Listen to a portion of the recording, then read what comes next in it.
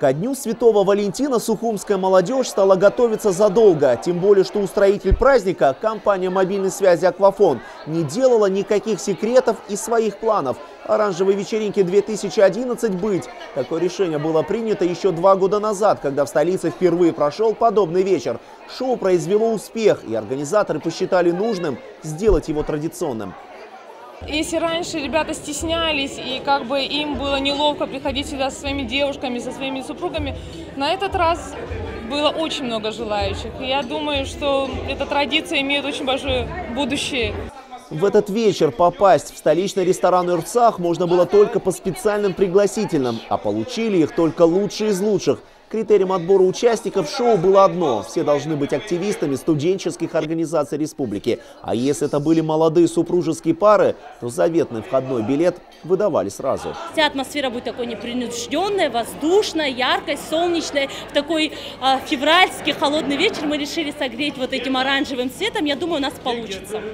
И у них это получилось. Праздничное убранство зала, приятная музыка, развешаны повсюду бумажные голубки, как символ любви и преданности. Организаторы сделали все, чтобы гости сразу смогли окунуться в атмосферу торжества. Настроение прибавляли сотрудники студии «Сюрприз», которые предлагали всем желающим сделать художественный арт-грим. Буквально за считанные минуты на лицах и руках пришедших появлялись розочки, сердечки и другие незамысловатые фигурки.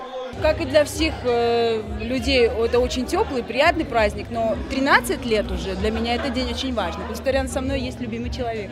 Оранжевый день Святого Валентина собрал десятки гостей. Многие пришли со своими вторыми половинками. Певец Анатолий Алтайба праздник влюбленных раньше никогда не отмечал. Но в прошлом году он женился и теперь считает этот день одним из самых важных. Утро 14 февраля у него началось с похода в цветочный магазин.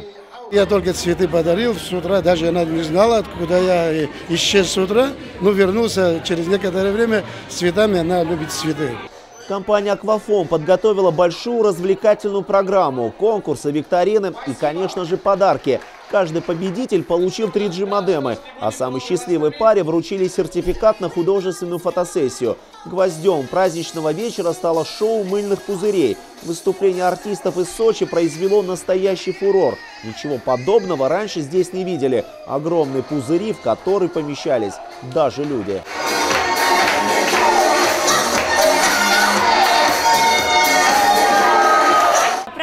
Только положительные эмоции, действительно очень фееричное шоу, все очень нравится, праздничное настроение, атмосфера. Большое спасибо «Аквафон». Веселье продолжалось до глубокой ночи. Никто из гостей не спешил расходиться. Компания «Аквафон» регулярно дарит жителям столицы подобные праздники. И каждый их участник надолго запомнит это оранжевое тепло, согревшее его в холодный зимний вечер. Левон Галустян, Гуди Саруха.